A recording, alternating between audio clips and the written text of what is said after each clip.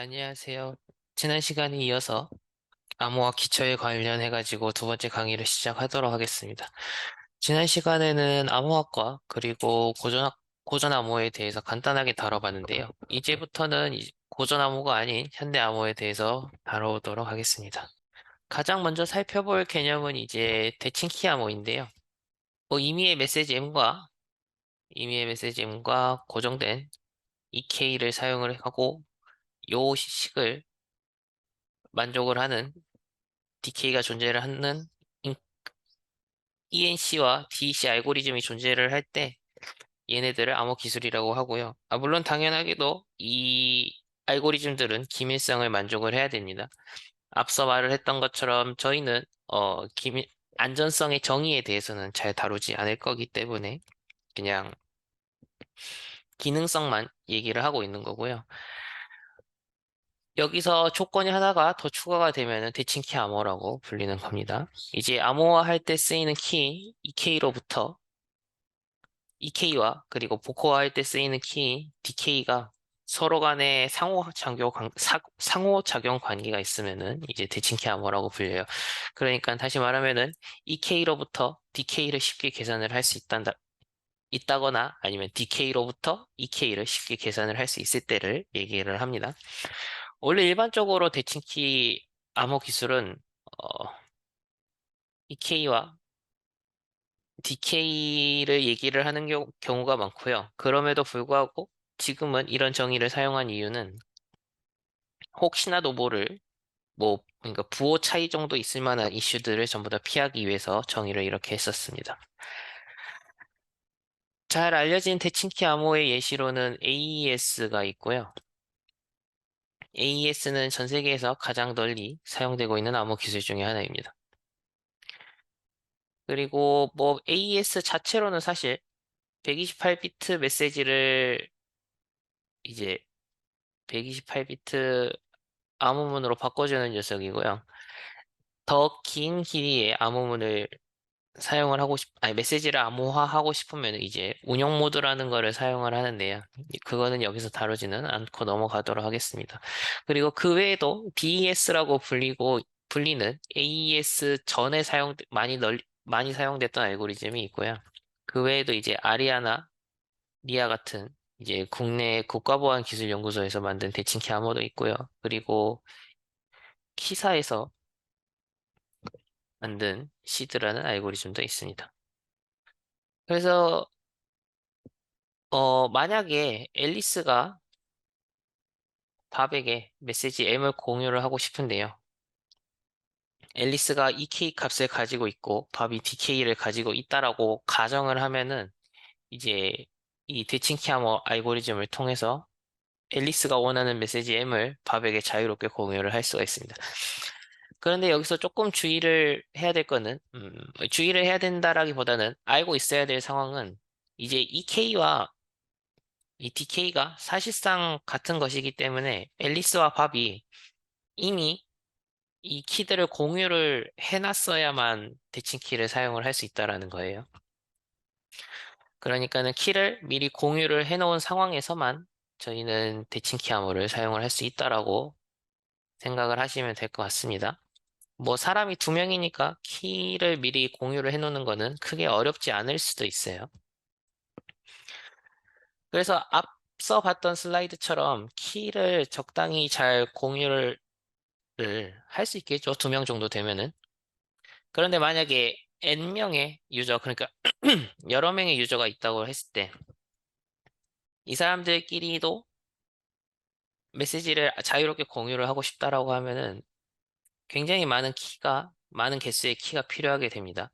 그러니까 무슨 말이냐면은 여기서부터 사람을 이제 A, B, C, D 이런 식으로 정의를 한다라고 했을 때 A와 E가 통신을 하고 싶다라고 하면 키가 하나 필요할 거고요. D와 F가 통신을 하고 싶다라고 했을 때도 키가 적당히 필요할 거고 그 외에도 B랑 G랑 공유를 할 때라든지 그 외 기타 등등 모든 경우에 대해서 키를 다 공유를 해야만 대칭키 암호를 사용을 할 수가 있고 대칭키 암호를 사용을 해야만 이제 내가 원하는 메시지를 안전하게 쉐어를 할 수가 있어요. 그러니까는 두 명당 키 하나가 필요하다라고 생각을 하시면 될 거예요. 될 것 같고요. 그렇기 때문에 N명이 있다라고 하면은 N명 중에 두 명을 선택을 하는 정도의 키 개수가 필요하고 이게 요 정도 사이즈가 될 거고 뭐 대략 N제곱 정도라고 간단하게 표기를 하도록 하겠습니다. 이렇게 보면 조금 느낌이 안 오실 수도 있을 텐데요. 그냥 N을 1000이라고 하면은 N제곱은 10의 6승이니까 딱 100만이거든요. 그러니까는 1000명의 사람이 자유롭게 키 교환을 하고 싶으면은 우리는 100만 개의 키를 어느 곳에다가 안전하게 잘 보관을 해야 된다라는 거예요. 그러니까는 키가 너무 많아지면은 이제 키를 안전하게 보관하고 관리하는 게 굉장히 어렵게 되는 상황이 올 겁니다. 그리고 우리는 이 문제를 이제 키 분배 문제라고, 키 디스트리뷰션 프로블럼이라고 불러요. 그래서 뭐 키 디스트리뷰션, 그러니까 키 분배 문제를 해결하는 조금은 나이브한 방법 중에 하나가 뭐가 있냐면은, 믿을 만한 제3자라고 불리는 이 TTP라는 거를 사용을 하는 겁니다. 그런 걸 사용을 하는 건데요. 어, 그러니까 이 모든 파티들의 키를 이 사람이 다 관리를 하고 통신을 할 때도 이 사람이 어느 정도 역할을 하는 개념이라고 생각을 하시면 돼요. 그래서 실제로 앨리스랑 밥이 키를 공유를 하는 걸 어떻게 할 거냐면은 이 TTP라고 불리는 요 녀석이 이제 키 AB를 생성을 할 거고요. 그리고 TTP가 만든 키 AB를 이제 앨리스랑 밥에게 각각 잘 전달을 할 겁니다. 그렇게 되면 앨리스랑 밥은 키 AB라는 녀석을 가지고 있기 때문에 잘 통신을 할 수 있다라는 얘기예요. 그래서 이 프로토콜의 단점은 모든 키 교환을 할 때 TTP를 거쳐서 해야 된다라는 거고요. TTP가 앨리스와 밥만 알고 있어야 하는 그 키 AB 값을 알고 있다라는 단점을 가지고 있는 거죠. 그러니까 TTP가 만약에 나쁜 의도를 가지면은 앨리스와 밥 사이에 있는 통신들을 다 살펴볼 수 있다라는 걸 의미를 하고 있습니다. 그리고 또 하나의 문제점으로는 단일 장애점이라고 불리는 건데요. 얘는 TTP가 어떤 해킹을 당하게 되면은 이 TTP가 가지고 있던 모든 비밀 키들이 다 해킹이 되기 때문에 이 TTP가 무너지면 큰일 난다라는 것을 의미하는 게 단일 장애점이라고 불리는 거고요. 근데 이것도 완벽한 솔루션은 아닌 게, 뭐 TTP가 뭐 1000명 정도의 사람은 관리를 할 수 있다라고 해도 뭐 지금 뭐 70억 명의 인구가 살고 있다고 하는 전 세계를 대상으로는 하기가 굉장히 어려울 겁니다. 그래서 인터넷에서는 사실상 사용을 할 수 없다라는 게 알려져 있고요. 그래서 인터넷상에서는 보통 어떤 기술을 사용을 하냐면은 비대칭 키 암호라고 불리는 녀석들을 사용을 하는데요. 이 비대칭 키라고 불리는 이유는 이제 인크리션을 할 때 사용되는 인크리션 키로부터 디크리션 할 때 사용하는 DK를 얻기는 굉장히 어렵고요. 반대로 DK로부터 EK를 얻을 수 있는 거는 쉬운, 그러니까는 반대 전혀 대칭이 되지 않은 죄송합니다. 대칭이 되지 않은 상황이라고 해가지고 비대칭키 암호라고 불리고요. 그래서 얘를 사용을 하는 방법은 간단합니다. EK를 그냥 인터넷에 공개를 해버리는 거예요. 그렇기 때문에 EK를 인터넷에 공개를 해버리기 때문에 때로는 공개키 암호라고도 불리고 있습니다. 네. 그래서 대칭키 암호와 비대칭키 암호를 간단하게 비교를 해봤는데요. 여기서 빨간색 칠한 녀석들은 다 비밀 정보의 역할을 해야 된다라는 거고요. 이 파란색으로 적힌 이 비대칭 키 암호의 EK 같은 경우는 온라인에 공개가 되어 있어도 상관이 없다라는 것을 얘기를 하고 있습니다. 그래서 가장 큰 차이는 비대칭 키 암호와 대칭 키 암호의 가장 큰 차이는 이제 이 인크리션 키를 온라인에 공개를 해도 되느냐, 해도 되지 않느냐 이 차이가 있겠죠. 그래서 비대칭 키 암호를 이용을 하면은 메시지를 새로운 스타일로 이제 공유를 할 수가 있는데요. 앨리스가 밥에게 본인이 메시지 M을 보내주고 싶다라고 합시다. 그렇게 되면 밥이 먼저 해야 될 거는 EKB와 DKB를 이제 비대칭 키 암호 알고리즘을 사용을 해서 만들어내고요. 저 파란색으로 칠해진 EKB를 인터넷에 공개를 하면 됩니다. 그리고 앨리스는 이제 EKB를 사용을 해서 메시지 M을 암호화시킨 다음에 이제 밥에게 암호문을 전달을 하면 되더라라는 거고요. 마지막 스텝으로는 이제 DKB를 밥이 가지고 있는 복호화 키를 가지고 암호문을 복호화해서 메시지 M을 얻어낼 수 있다라는 거를 얘기를 하고 있습니다. 그런데 이 비대칭 키 암호라는 게 완벽하지는 않은 게 죄송합니다. 다음과 같은 상황을 막을 수 없는 건데요. 그 공격이라는 건 이제 중간자 공격이라고 불리는 것이고요. 우리가 원하는 상황은 이제 앨리스가 밥에게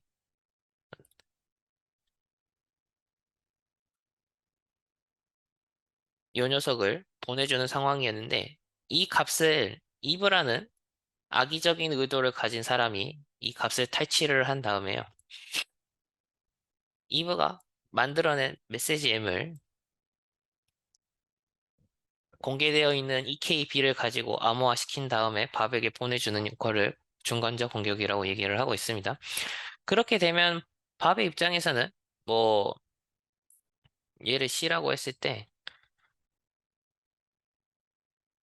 DKB를 가지고 C를 복호화하면은 얘가 M 프라임이 나오게 돼가지고 원래 앨리스가 의도했던 메시지 M을 갖게 되는 게 아니고 악의적인 공격자 이브가 의도한 메시지 M 프라임을 갖게 되는 상황입니다.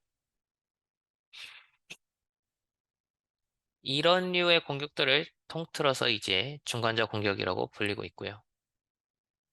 그러니까 이 비대칭 키 암호만, 그러니까 공개 키 암호만 사용을 했을 때는 제대로 된 메시지가 왔는지도 확인을 할 수가 없고요. 추가적으로 팝은 본인이 받은 암호문을 앨리스가 보냈는지 아니면은 악의적인 공격자인 이브가 보냈는지 또한 확인을 할 수 없더라라는 얘기를 하고 있습니다.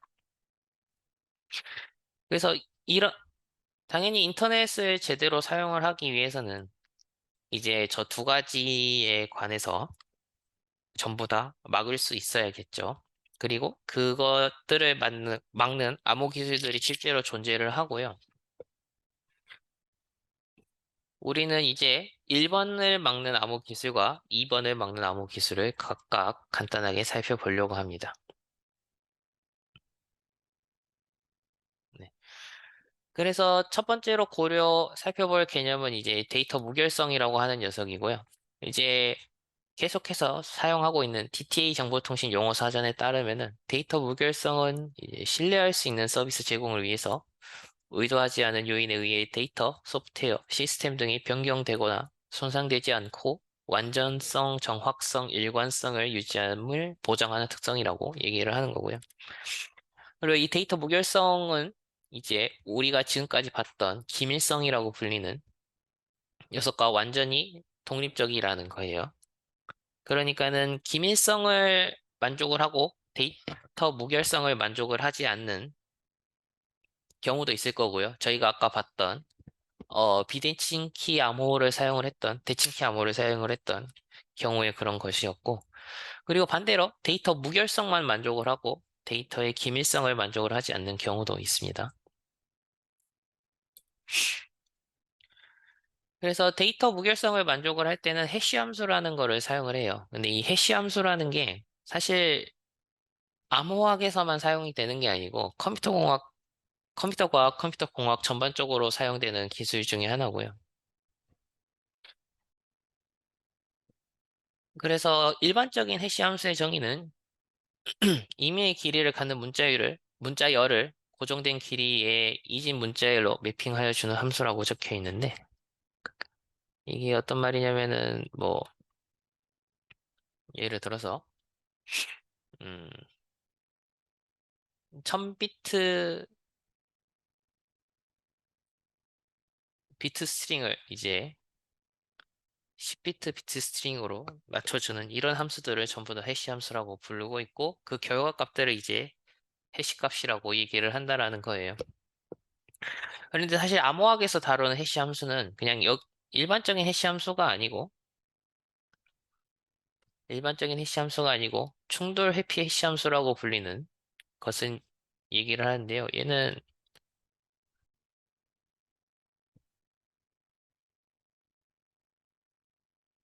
뭐 영어로는 컬리전 레지스턴트라고 부르고, 이제 이 충돌이 일어났다라는 걸 컬리전이 생겼다라는 식으로 많이들 얘기를 합니다. 그래서 이 녀석의 정의를 살펴보면은 같은 출력을 내는 서로 다른 두 입력 찾기가 계산적으로 불가능하다라는 거를 얘기를 하고 있고요. 다시 말하자고 하면은 어떤 함수 h가 있다라고 했을 때 hx와 hy가 같지만은 x와 y가 다른 이 x랑 y를 실제로 찾는 게 굉장히 어렵다라는 거를 얘기를 하는 용어입니다. 그래서 뭐 해시 함수는 원래 압축이라고 불리는 이 컴프레션과 일방향성이라고 불리는 원에이니스와 이피션시라고 불리는 효율성을 또 추가적으로 만족을 해야 되는데요. 지금은 그냥 요 충돌이 일어나지 않는다라는 성질만 가지고 갈 겁니다. 그리고 또 주의를 해야 될 게 앞으로 제가 계속 해시함수, 해시함수라고 하면은 얘를 가리키는 것이 아니고요. 요 녀석을 가리키는 게 맞습니다.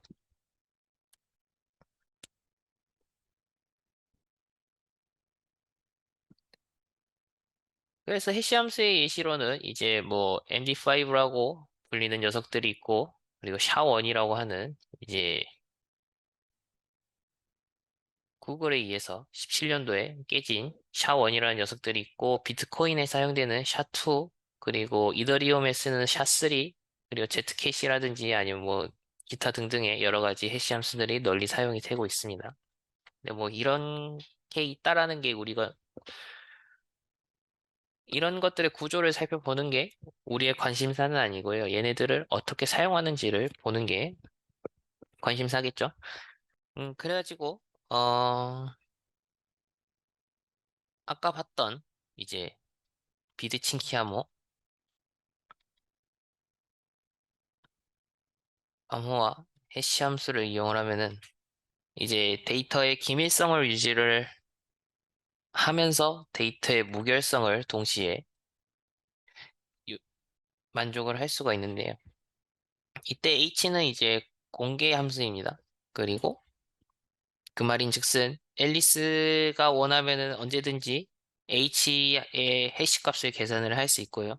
그리고 밥 같은 경우에도 밥이 원한다라면 언제든지 H의 해시 값을 계산을 할 수 있다라는 거를 의미를 하고 있습니다. 그래서 이제부터는 거의 대동소이해요. 처음에 봤을 때 이 비대칭키 암호를 이용해서 데이터를 공유를 하는 방법 중에 첫 번째가 밥이 EKP와 SKP를 이제 키젠이라는 알고리즘을 이용을 해서 만들었었고요. 그리고 두 번째 스텝으로는 EKP를 이제 앨리스에게 전달을 해주는 거였죠. 그리고 세 번째 스텝은 이제 앨리스가 가지고 있는 EKP를 이용을 해서 메시지를 암호화할 거고요. 그리고 두 번째 스텝으로는 알려져 있는 해시 함수에 접근을 해서 해시값 h of m을 계산을 할 겁니다. 그리고 이 두 가지 값을 밥에게 넘겨줄 거고요. 그러면 밥은 디크립 그러니까 코어 알고리즘을 이용을 해서 메시지 M 프라임을 얻어내게 될 거고요. 다섯 번째 스텝으로는 HM 프라임을 계산을 할 겁니다. 그래서 그럼 이제 경우의 수가 딱 두 가지가 나오겠죠? HM과 같거나 아니면은 HM과 다르거나가 될 텐데요.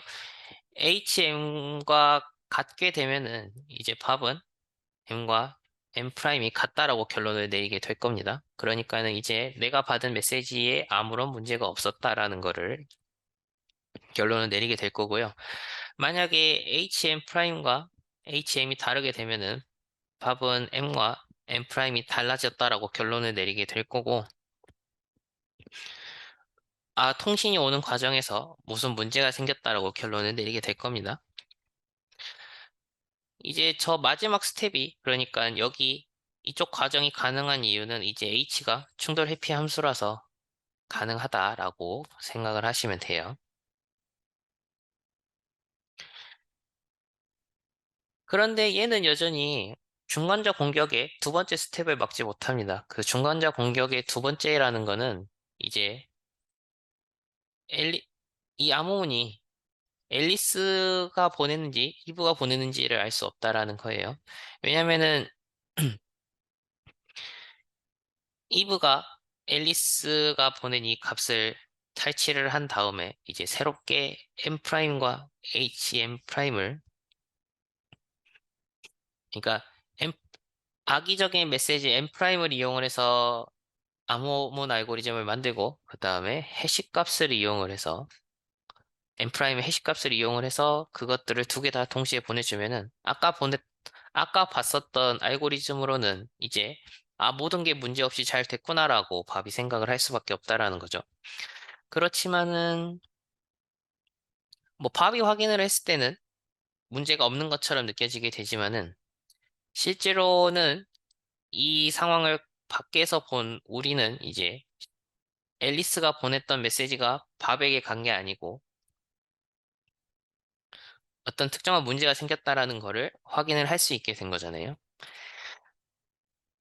그래서 이 해시 함수로도 막을 수 없는 공격을 막기 위해서 필요한 개념이 이제 전자서명이고요. 우리는 이제 이 전자서명이라는 거를 다음 차시 때 배울 겁니다. 전자서명의 개념에 대해서 배우고 전자서명을 이용을 하면은 어떻게 중간자 공격을 막을 수 있는지까지를 다룰 거고, 가능하면은 이제 블록체인에 어떻게 쓰이는지도 다룰 겁니다. 이번 차시는 여기까지이고요. 다음 차시 때 뵙겠습니다. 수고하셨습니다.